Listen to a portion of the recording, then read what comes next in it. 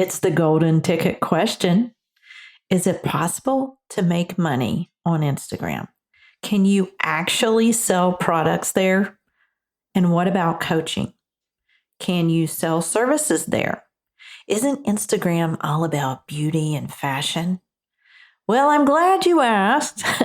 What you're about to hear is part 1 in a series of episodes on Instagram monetization. Yes!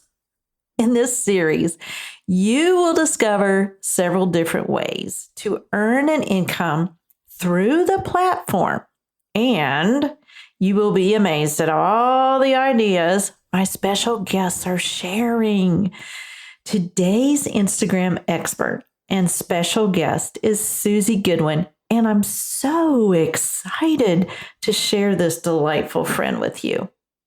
Suzy is a 100-mile ultra-marathoner, former Guinness World Record holder, triplet mom, and podcaster. Wow, right? Her podcast called Run Lift Mom provides quick bites of training advice and interviews with subject matter experts. We're going to hear from Suzy today on how she uses organic marketing to drive traffic to her podcast from Instagram, how she grew her platform organically, and her top 3 tips for Instagram monetization. Y'all, this is going to be amazing. Listen in. Hey there, it's Ruthie from RuthieGray.mom, and welcome to Instagram Insider Hacks. So easy, your mom can do it. This is the podcast that teaches you how to authentically deliver your message in a non-pushy way. If you want to receive engagement and investment on your Insta time, listen in. And now, here's your host, me, Ruthie Gray. Welcome to the show, Suzy. I'm so glad you're here. Thank you. I'm glad to be here too. I love this. On my show, Run Lift Mom, I geek out over like fitness and running stuff. I don't really talk a lot about business. So this is a really fun thing for me to get to do with you, Ruthie. Yes. And one of the first things you said to me was that your ultimate goal is to honor God. And that makes my soul sing. Can you speak to that for just a minute? Absolutely. Everything, we're talking Instagram today. So I hope that folks will connect with me at Run Lift Mom Pod. But if they listen to my show, they're going to hear me at the end of every single show cite 1 Timothy 4:8. And so what that says is, for while bodily training is of some value, godliness is of value in every way, as it holds promise for the present life and also for the life to come. And that might sound funny from, a podcast talking about lifting weights and running and those physical things, but it's a very important reminder for me, as well as the people listening, that our faith is more important than our physical strength or wellness. So diligence, not only for the body, but in faith as well. I love that. Well, there's one more thing we have in common is that I used to be a runner myself. And actually, I wasn't a runner until my 40s. Tell me about that passion on the physical side. For sure. So if you were to Google me, you would see that I am a former Guinness World Record holder. I'm a triplet mom.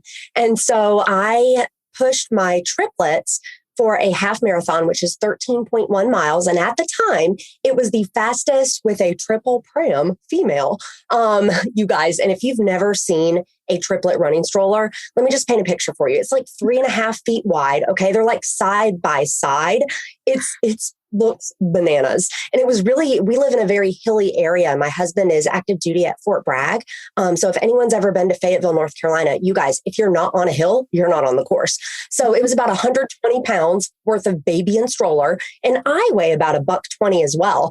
So that was probably my most proud physical accomplishment, not just because of the sheer effort, but also because we did it as a fundraiser for the NICU, where they spent their first 2 months of life. They were preemies.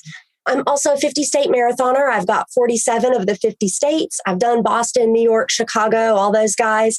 And last summer, at the time of this recording, last summer was 2020, I did a 100 miler, and that's always been on my bucket list. So I'm really proud of those things. And well, you should be. 47 states is nothing to sneeze at. And running behind a triplet stroller, wow, what a mental image that is. Okay, now for the meat. So you, Suzy, you have a nice size following on Instagram. And obviously, we know it takes many moving parts to grow a successful Instagram account. But what would you say you did first to get the wheels in motion? I want to point out, so I like Instagram.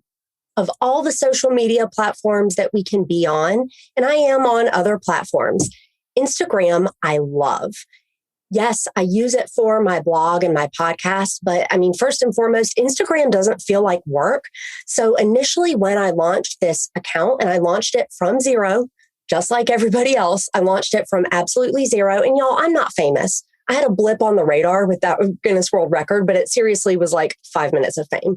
You wouldn't know my name, right, to look me up on Instagram. So I started from zero, but I like it. It's a happy place for me. And so with that in mind, initially, I just was very consistent. Consistency compounds, and I can't emphasize that enough. I was very consistent. I'm checking in and I'm engaging daily. And now, I mean, 2.5 years later, from a business sense, I'm still doing that. And I think so many people don't realize that the consistency, I mean, I don't know what the percentage is, but it's very high of the whole equation of what needs to be done on Instagram. You must be consistent, right? Absolutely. I think, it can be a little bit overwhelming because, having this conversation in 2021, right? At the time of this recording, you can show up in the feed. You can show up in stories. You can show up in reels. You can show up in IGTV. And someone who is new to the platform their head might be spinning right now. And they're like, oh man, I don't even want to touch this. Way too many moving pieces. But what I'm saying is if you just show up somewhere, every day, just like fitness, just like with running or lifting weights, consistency compounds. The best single thing you can do for your fitness or for Instagram is be consistent. That's right. That's right. And you started in 2018, right? Yeah. I had a personal account prior to that. And when I started my Instagram business account, it was actually for a direct sales brand. I'm no longer with that brand. But that was the trend. That was the thing. You started a business account and you sold your stuff. And what I quickly found was I was enjoying that. I was enjoying that business account more than my personal account. I was kind of forgetting my personal account a lot of times. And so I actually just archived the personal account. And when you're hearing this, though, I don't want you to think that I just sold stuff all day and that was fun times to me. I was sharing a combination of the promotional, right? Like it was activewear. So I was sharing the activewear as well as things about my personality and purposeful information about running and weightlifting. So that's why it was fun, because I wasn't just trying to sell and monetize the entire time. So you started in 2018 and now you are over 10K and it's 2021. So something that you mentioned to me, though, was that you noticed as your audience grew, your sales diminished. Speak to that for a minute. Yeah, it's something that most entrepreneurs don't think about when they see large accounts. And again, mine isn't huge. I'm at about 14K right now, but I started from zero in July 2018. And what I noticed, and this is not N=1 stuff, it is the same with other people with similarly sized accounts that I compare notes with. When you grow, you convert less, right? Because suddenly in your audience's eyes, you're not this real woman with triplets who's running on the treadmill in the garage. You've got that K beside that follower number. And I know the people that listen to your show, they're business people. We know that those are vanity numbers and that we should not get caught up in the followers. But there's a but. There's a perception thing. There's a perception thing with that. And so I noticed that once I got the swipe up, which you think would be a slam dunk, right? For monetizing, for selling things, it was actually harder for me to convert. I think that's so interesting, but it really drives home a point that you can still market on Instagram and from Instagram with a smaller audience. I'm living proof of that right here.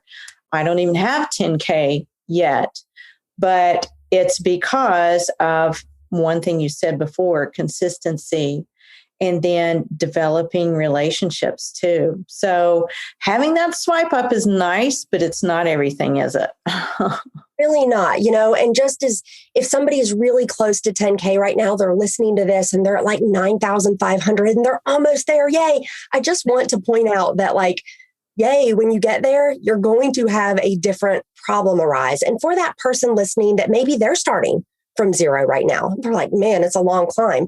Friend, I want to let you know that for every time that I have said to my audience, hey, message me, send me a message, nobody does it.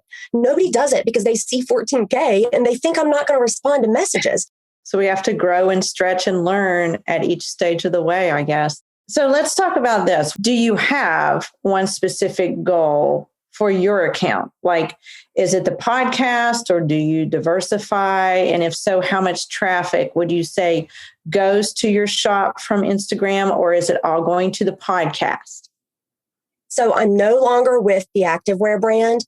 What I found was, so I started the podcast because I wanted a place to connect with my customers off of Instagram. Okay, so I had Instagram first, and then the podcast grew from that. I grew an audience that would yield listeners on the podcast. And so I want to make that point, but the podcast is my end game, period, because now I have the listenership to be able to monetize that in itself. And so I'm talking, per episode or guest partnership. Sometimes when you hear people come on my show and they're talking about a documentary that they did, and then you see that I've done a blog series with them. Look, I'm a really nice girl, but I've charged them for that. Okay. Charge them for that. I'm monetizing it. And then additionally, I have affiliate partnerships. So I have partners where I am my own sponsor inside of my podcast, as well as in all of my show notes are in blog articles. So when you go to Run Lift Mom, when you click in the show notes, you're not going to see your time-based stamps and you're not going to see all that stuff. You're going to see a link. It's to my blog. That's where you're going to see the time-based stamps. That's where you're also going to see some dialogue that wasn't in the show, kind of an extra for you for going to the show notes. And it is going to be laced where appropriate with some of my affiliate partners. And that's how I monetize the podcast. I own the feed for the podcast. I own the website that people are clicking on. So I love Instagram. And I said before, it's my happy place. And you guys, that's where I promote my show for sure. That's where my audience was born from. But if Instagram packed up and walked away tomorrow, I would be fine. I would still be able to contribute to the household because my business doesn't live on Instagram. I use Instagram as a tool to drive my business. That's so important. It's important for us not to put all our eggs in one basket, even though we love Instagram so much. There are other ways to do that, like the newsletter and a few other social media outlets or whatever that we're going to talk about upcoming. But that is so smart of you. I love that. I've got newsletter. We're related to my podcast. I've got email marketing going. I have a text message group. I have affiliate partners that do super sales all the time. And so my listeners know, hey, there's always a sale going on at this brand. And so I have something they can opt into and I can get right in their text when those sales go live. Now they're opting into it. And I'm not telling you I have thousands of people that have raised their hands to go shopping with me, but it's a fair amount. And it's something that lives off of social media. But how did I get the people there? Social media, connecting on social media on Instagram. Yes. And so really your secret is indirect monetization as a result of driving traffic off of Instagram and onto your self-hosted blog site, which is so smart. Absolutely. I mean, never say never, but I have yet to run an ad Now, you guys, I'm not Scrooge McDuck, okay? I'm not like backstroking in dollar bills or anything, but I'm able to contribute to the household in a very meaningful way. And it's all organic traffic. And I would say, yeah, it's very, very Instagram based. So let's talk about organic marketing. And one of the first things you said to me in our correspondence was, I grew an audience on Instagram before launching the show. And I'm pretty certain I have more downloads than anyone my size. And I focus a lot on marketing the show organically. So take us through the first steps you did for this. Yeah. So when I started the show, I came out of the gates hot and heavy. Now, there might be somebody listening. If you want to start a podcast, friend, I'm not giving you the blueprint for starting a podcast, because guess what? There isn't one. It's just like being an entrepreneur. You can do it however you want. This is what worked for me, because remember, I'm nobody. I'm not famous. I'm nobody. So I did interviews, and I actually did, for my first month, I did 2 a week. Now, this took a lot. It took a lot of work, and I probably worked on it for a month and a half prior to that launch month. But then from that point, I'm publishing 2 interviews per week for the first month. Okay. So my first 10 episodes are interviews. Now, this was back early 2019, when podcasts there was a larger barrier to entry for podcasts. It's a lot easier to get into the space now. And I think you should come. The water's good. But I will say, when somebody is an interviewee on a podcast, they're excited about it. Like, Ruthie, I love this conversation we're having. It's one that I don't often get to have on my own show. So guess what? When you air it, I'm going to tell people I was on your show. And then they're going to listen to it, and they're going to be like, man, I want to learn more about Instagram too. This Ruthie knows exactly what she's talking about, and they're going to listen to more of your shows. And so that happened for me over and over and over again. I went hard and heavy in that first month, and then I continued to do interviews. I counted it up before we got on. I've done 176 shows, and over 100 of them, well over 100 of them, have been interviews. So when you think about that, that is every time I interview somebody, they're sharing with their network. So that's one way that I grew organically. Another way that I grew organically was, for the first several months of the show, I had a team of ambassadors. I had a team of women that they were my ideal listener. Okay. They were my ideal listener, a busy, fitness-minded mom. And I passed on my activewear discount. It was a rep discount, didn't cost me anything.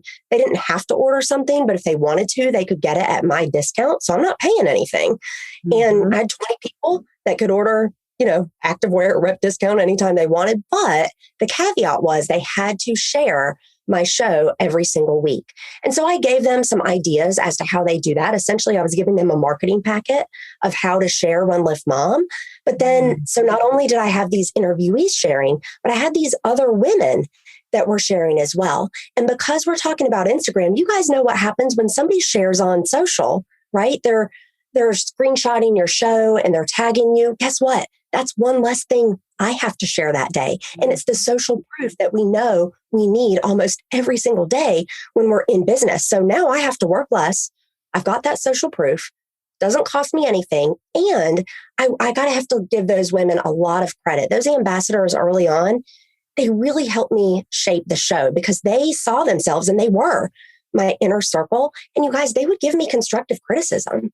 Like, it was something that I didn't think about when I asked them to do it. I just thought it was an exchange of promotion for activewear. But then they would say, if you go into my back catalog, my early episodes, they're really longer than it should be for a fitness-minded mom in her 30s, okay? And so, the format of the show now has changed as a result of kind of that focus group that I had promoting for me. And then finally, I do a lot on Pinterest. I use Tailwind, which is a scheduling app, and both seasonally as well as for my evergreen stuff, it's on a loop all the time. I'm constantly promoting my back catalog on Pinterest. I do take the time to do the graphics to promote that back catalog stuff, and it gets plays. When it's a guest's birthday, guess what? I put their show, I promote it on Instagram, and I do have the swipe up. So I put it in the swipe up on Instagram. I say, happy birthday, Taylor. I say, oh, Taylor was one of my guests that as a 20-year-old was over 300 pounds. She lost over 100 pounds and kept it off. She's on a fitness journey. Every time she has a weight loss like celebration, I celebrate her very publicly.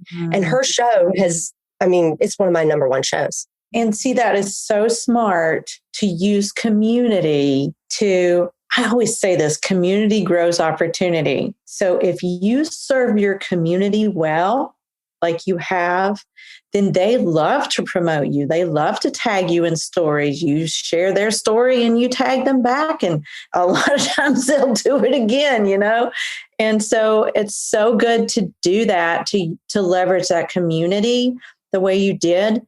And also, though, when you mentioned Pinterest, and of course, this is an Instagram show. However, once you get a good handle on Instagram, you should think about being on Pinterest is just like a search engine in and of itself, just like Google. So you might want to think about that down the road because it does help drive traffic as well. Right. So that's like 2.0 stuff for the advanced listener. Mm-hmm. May I speak directly, though, to a beginning listener, like somebody at the beginning of their journey? Mm-hmm. Please. I know what you're thinking. You're probably looking at like your phone, like what you might post, or you're looking in your computer at the content that you might post. And you're like, man, I feel like a little bit like vain or me monster, or like my life is boring and I don't know what to post. This is an easy out, and you don't need a podcast to do it. Community, celebrating others, uplifting others that inspire you or that that you have a connection with, making someone else feel like a star and feel fantastic is easy. Now you're talking about them and not you. So it takes some of that off of you. And it's great to live in that abundance mindset. And it makes your job on Instagram easier when you celebrate others. The more you give on Instagram, the more you get. That's just how Instagram works, right? Yes. Yes. And that's what I teach my people all the time. And the more I celebrate them, the more they celebrate me. And it's just like a big love fest, and it works. It really works well. It's a beautiful thing. I love that you brought that out. Now, I have a juicy question for you. What's your best advice for someone wanting to monetize on Instagram? Your top 3 tips. Absolutely. So number 1, I'm going to say use content arcs that lead to a promotional ask. So let me break that down. If I've got that like beginner, right? Somebody that's at the starting line and wanting to get going with this, and they're like, what's she talking about? She's speaking Greek. Use content arcs that lead to a promotional ask. So you mentioned that a lot of your students are selling a course or a book or something like that. Okay. If that is the ask, you are going to take an aspect of that promotion, the thing that you're promoting, be it a service or a product or whatever it might be. And you're going to maybe take this a week, sometimes 2 at a time. And you are going to post things that have to do with your personality, that have to do with serving value first. You're not saying buy from me, enroll with me. That's a promotional ask, right? Mm-hmm. You are telling them, I'll give you an example. So I, as part of Run Lift Mom, you can buy training schedules from me. They're training schedules for time-starved mothers who want to do a half marathon or a marathon, but they just can't commit to like Monday, X miles, Tuesday, X, like that is just way too much for them, but they still want to have that race experience. So a content arc might look like this. A personality post might be just how chaotic my life is because I am a homeschooling triplet mom. And it's just a commentary on that. Okay. So I've got a couple of those things. Then maybe I'm weaving in, hey guys, here's what I did to shave 10 minutes off in our morning. I'm putting my kids to bed in their clothes they're wearing the next day. That's right. My boys are wearing joggers and t-shirts, and my little girl is wearing leggings and a t-shirt. And guess what? I save fights and I save 10 minutes in the morning. That's a time saver, right? Because my promotional ask is a training schedule for someone who is time starved. Or maybe I'm posting a workout. Again, this is a giving value. Hey guys, I only had 20 minutes. I slept in today, or I don't know, life happened. And so I had 20 minutes after my warm up, and here's what I did. Now, at the end of that content arc, I'm not giving away everything for free, right? Mm-hmm. But like if somebody has been following along, They're like, yeah, my life's crazy too. Oh, yeah. Oh, wow. That pajama thing really works. You can dress your kid in what they're going to wear the next day. That's awesome. Right. So now they're with me. They're with me. So when I come in and say, hey, if you want to train for a fall race, all you need is 12 weeks and $30. Go to my website. I've got a training schedule for you. Mm-hmm. Now they're more likely to say yes because I've used my content that I'm promoting on it or that I'm posting on Instagram to lead to that promotional ask. Does that make sense? Yes. And I've never heard it called a content arc, but I like that.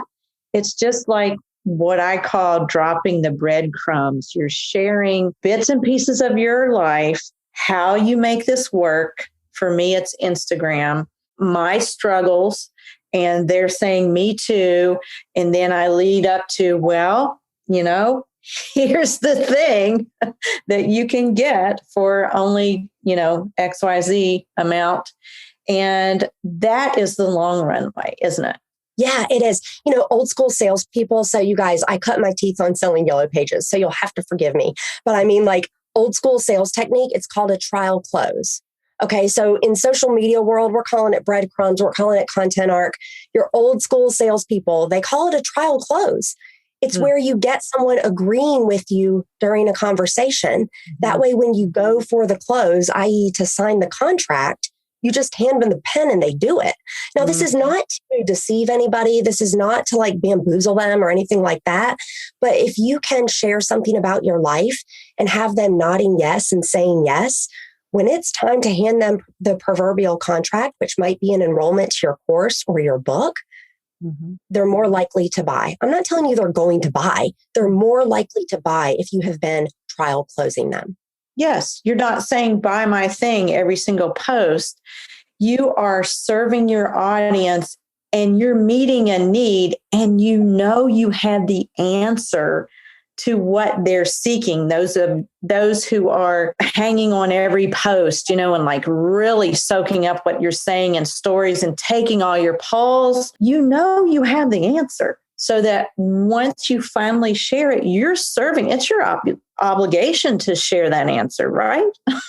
Yes, absolutely. You asked me for 3. That's going to be the one that I really want to focus on. I also do want to mention, though, don't give away everything. I know that we've just talked about like trial closes and we've said, yeah, give them value. Don't give away everything because there is a whole subset of people out there on the internet machine that will take everything for free and never buy anything. If you train them to expect everything from you for free, they're never going to buy anything. This is kind of like, your retailers that always put things on sale. You're never buying anything full price because you know that it always goes on sale. So just be very conscious of how you're training your audience. And then finally, I want to remind you that on Instagram, the community happens in comments. So I know, Ruthie, I've listened to your show. I know that you encourage people to always respond back, right? In comments for posts like that. Yes. You guys, that stuff is great. The conversion, though, it happens in messages. You got to try to get into somebody's inbox. You got to try to get in their inbox. That's why when we talked about earlier, as your account grows, the perception that you're a real person goes down.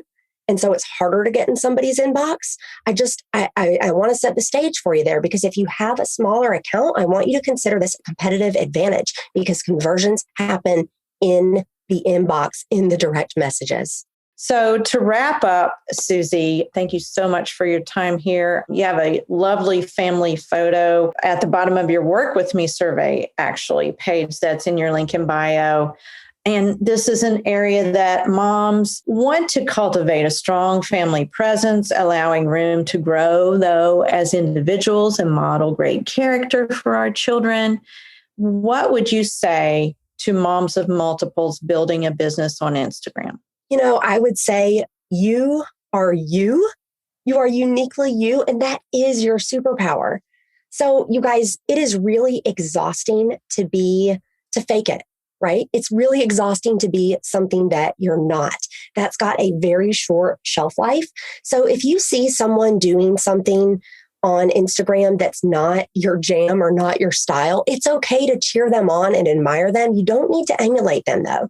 You'll do things your way and put your flavor on it. You are you, And that is exactly why someone will connect with you and be attracted to you and ultimately buy from you.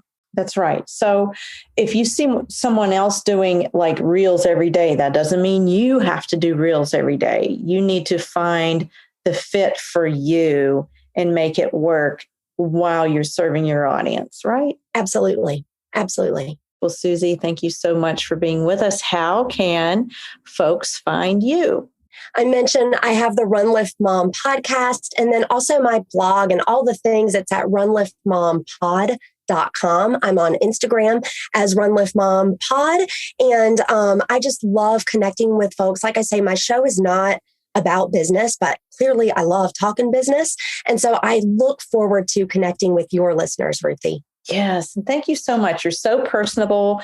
You guys, if you leave Suzy a comment, if you go talk to her, if you listen to this, please go follow her, talk to her, say hi. She will answer you back. She is very people oriented and service oriented and just such a light. And so it's been so great to have you, Suzy. Thank you so much. Thank you, Ruthie. Community happens in comments. Conversion happens in messages. What a truth bomb, right?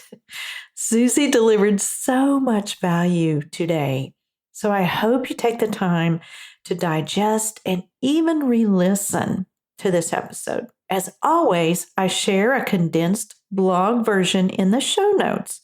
But wait, there's more. Suzy shared a valuable tip called strategic quitting that directly impacted her podcast and income growth. If you are considering a pivot or you feel as if you're doing way too many things, but you don't know what to cut, this will help you choose how to organize your time and monetize. You can listen to that soundbite called Suzy Goodwin's Zone of Genius in today's show notes by clicking episode 38, Generate Instagram Revenue by driving traffic to your website.